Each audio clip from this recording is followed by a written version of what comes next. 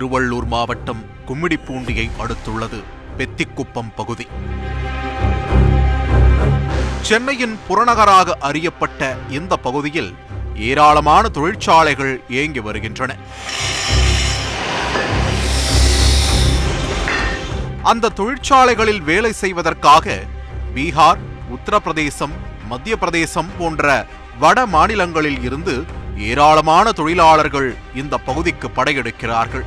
அப்படி வேலைக்கு வந்த மக்கள் பக்கத்தில் இருக்கும் கிராமங்களில் குடும்பங்களாக வசித்து வருகின்றனர்.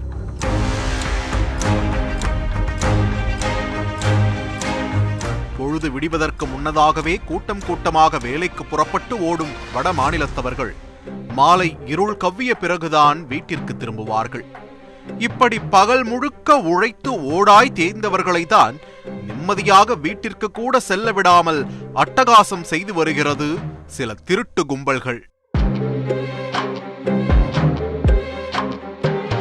தனியாக சிக்குபவர்களை கத்தியால் வெட்டுவது, அடித்து மிரட்டுவது, அவர்களிடமிருந்து செல்போன், பணம் உள்ளிட்டவற்றை பறிப்பது என கொட்டம் போடுவதாக அப்பகுதிவாசிகள் குற்றம் சாட்டுகிறார்கள். கடந்த ஒரு வாரமாக அவர்களை தாக்கியும், வடமாநிலத்தவர்களை தாக்கியும், அவர்கள் செல்போன் திருடியும் இங்கே நிறைய வழிப்பறி நடந்ததா புகார் ஒன்றும் இருக்கின்றன. நான் யூபிலேருந்து எங்கள் தமிழ்நாடு கும்மிடிப்பூண்டி பாப்பன்குப்பம் வில்லேஜில் ஒரு 15 வருஷமாக இருக்கிறோம். பட் இந்த சைடில் ஹிந்திக்காரன்னு டார்கெட் பண்ணுறாங்க.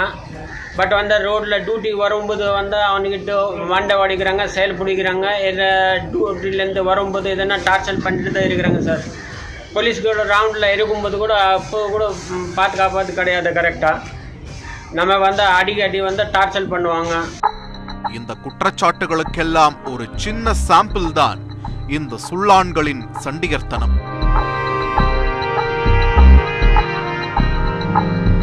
பெட்ரோல் பங்கில் டேங்கை நிரப்பிக்கொண்ட 3 இளைஞர்கள் காசு கேட்ட ஊழியரை கத்தியை காட்டி மிரட்டியிருக்கிறார்கள்.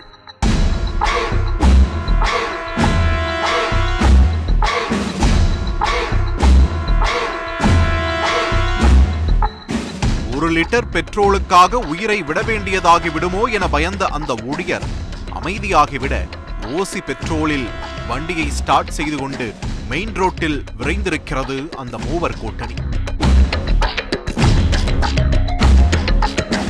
அப்போது சாலையில் நடந்து சென்று கொண்டிருந்த கணேஷ் என்ற வடமாநில இளைஞரை அந்த கேங் வழிமறித்திருக்கிறது. அப்போது அவரை தாக்கி கத்தியால் கை மற்றும் தலையில் வெட்டிய கும்பல் அவரிடமிருந்த காஸ்ட்லி செல்போனை பறித்துவிட்டு எஸ்கேப் ஆகியிருக்கிறது. கணேஷை தாக்கிய கையோடு நேராக ஊருக்குள் வண்டியை திருப்பியவர்களின் கண்ணில் சிக்கியவர்கள்தான் இந்த 2 பேரும்.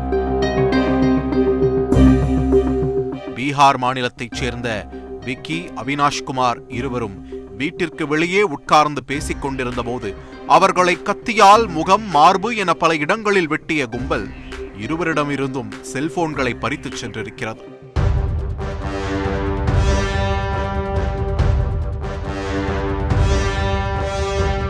இதுகுறித்து பாதிக்கப்பட்டவர்கள் காவல் நிலையத்தில் புகார் கொடுத்திருக்கிறார்கள்.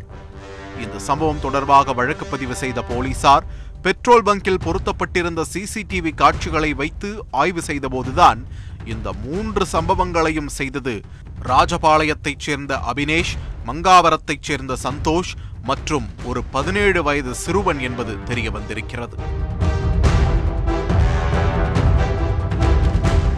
உடனடியாக மூவரையும் கைது செய்து விசாரணை நடத்தி வருகிறார்கள்.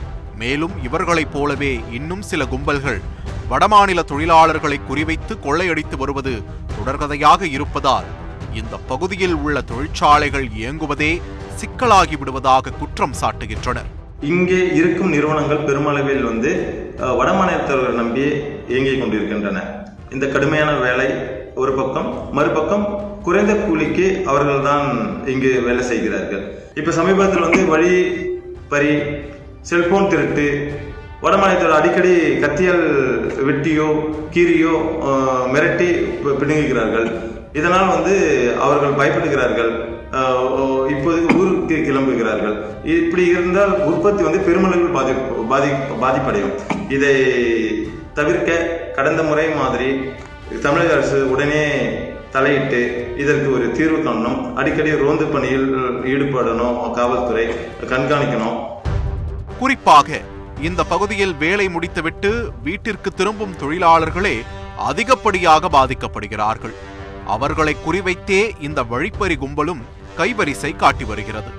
இதனால் வேலை முடிந்து யாரும் தனியாக செல்ல வேண்டாம் என அந்தந்த நிறுவனங்கள் சார்பில் அறிவுறுத்தும் அளவுக்கு நிலைமை மோசமாக மாறியிருக்கிறது. பொதுவாக நிறுவனங்கள் அருகில் உள்ள கிராமத்தில் தான் அவங்க வாடகைக்கு வசித்து வருகிறார்கள். அவங்க கடக்கும் போது 1 கிலோமீட்டர் 2 கிலோமீட்டர் தொலைவில் நடக்க வேண்டிய கட்டாயத்தில் இருக்காங்க.